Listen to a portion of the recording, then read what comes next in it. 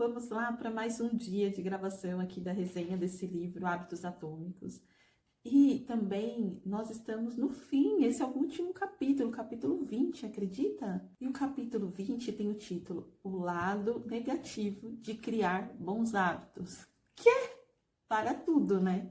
Porque depois de ensinar tudo para nós sobre criar bons hábitos, ele vem e fala que tem o lado negativo. Pois é, tem o lado negativo e nós vamos falar sobre ele hoje. E por mais que seja o último capítulo, amanhã a gente faz um fechamento final, tá bom? Então vamos lá entender esse lado negativo.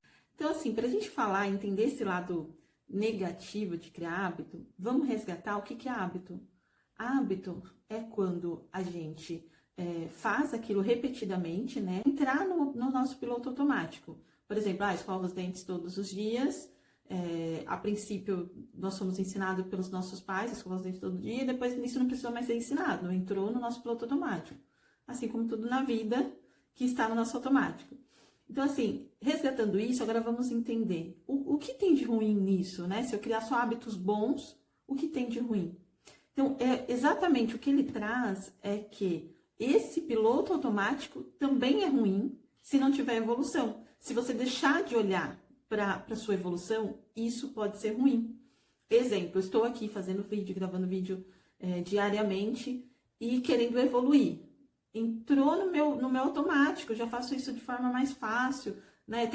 Já tenho tido facilidade para pegar a câmera, sair falando, gravando, fazer o resumo do livro. Mas, se eu deixar de melhorar, se eu deixar de olhar e observar e fazer reflexão sobre os vídeos gravados, pode ficar ruim, porque eu não vou ter melhoria, vou estar sempre na mesmice. E ao mesmo tempo que a gente vai lá, luta para colocar no piloto automático, a gente tem que parar e olhar e racionalizar. Então, aquilo que a gente faz automático está aqui numa parte do cérebro, que vai lá e automatiza tudo. Só que eu sempre tenho que pegar essa parte aqui que está no automático e trazer para o racional e falar assim, tá, legal, está ótimo, mas como que eu posso melhorar? O que eu posso fazer de melhor? Não que eu tenha que deixar, perfeito, mas lembra de melhorar 1%? E é isso que ele fala. Então, assim, toma cuidado. Quando entrar no automático, não vai deixar de te autoanalisar. Entendeu? Porque também fica chato, né? Aquilo que só entra no automático, fica repetitivo, perde a graça. Então, nós temos que estar em constante evolução. Para isso, por mais que esteja no automático, nós vamos ter que racionalizar. No livro, James Clear traz até um exemplo de um jogo de xadrez. Ele fala assim, você só vai ser capaz de pensar em estratégia de jogo de xadrez a partir do momento que ficar automático o movimento das peças. Enquanto você não souber como as peças se movimentam, você não consegue pensar em estratégia, porque você está preocupado ali em saber como cada peça se movimenta no jogo. Isso acontece também, por exemplo, quando você está aprendendo a dirigir carro. Você só vai dar os próximos passos, conseguir, por exemplo, estacionar, né, fazer alguma manobra mais complicada, quando ao menos você sabe ligar o carro e tirar ele do lugar. Só que quando você está criando ali o hábito, você ainda está muito focada, né? Qual que acelera, qual que freia, primeira, segunda, terceira marcha, enfim. Você está preocupada ainda com os comandos iniciais. Então, enquanto você está ali aprendendo os comandos iniciais, você não consegue dar o próximo passo. Entendeu? Então, ele fala assim, a princípio nós vamos aprender os primeiros passos, deixar automatizado para poder dar os próximos. Mas qual é o perigo? Você se contentar com o básico, entendeu? E aí é ruim, porque daí você deixa de evoluir. Até um exemplo aqui nas minhas próprias gravações. A princípio, eu lia o livro, aquele capítulo, e aí ligava a câmera e saía falando sobre o capítulo. E aí até meu filho perguntou, mãe, mas você não tem um roteiro, né? No começo, assim, nos primeiros vídeos. Não, eu falo da minha cabeça.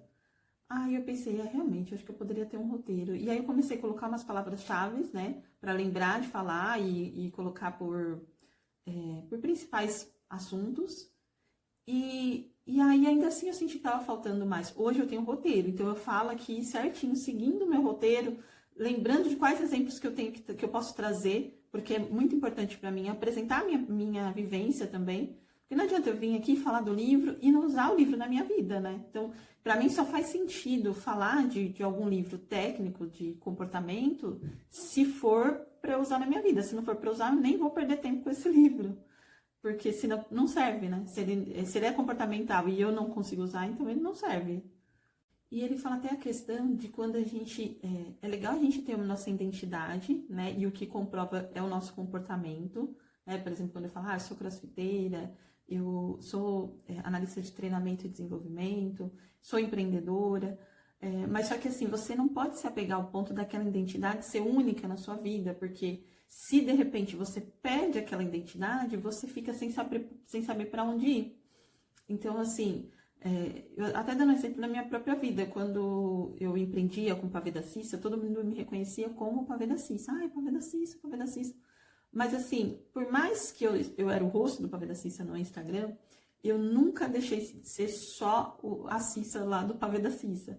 Eu sempre me apresentei também de outras formas e com outras identidades, coisas que eu gostava, para não me prender somente a isso, porque realmente a empresa acabou. E aí, cadê a Cissa, né? Até brinco que eu falo agora, eu não sou mais a Cissa, eu sou a Simone. Mas muito por essa questão da identidade. Então, você tem que tomar cuidado para aquela identidade daquele seu novo hábito não ser único na sua vida. Porque ele não pode ser você, né? Ele não pode estar acima de você. Ele tem que fazer parte aí do contexto da sua vida.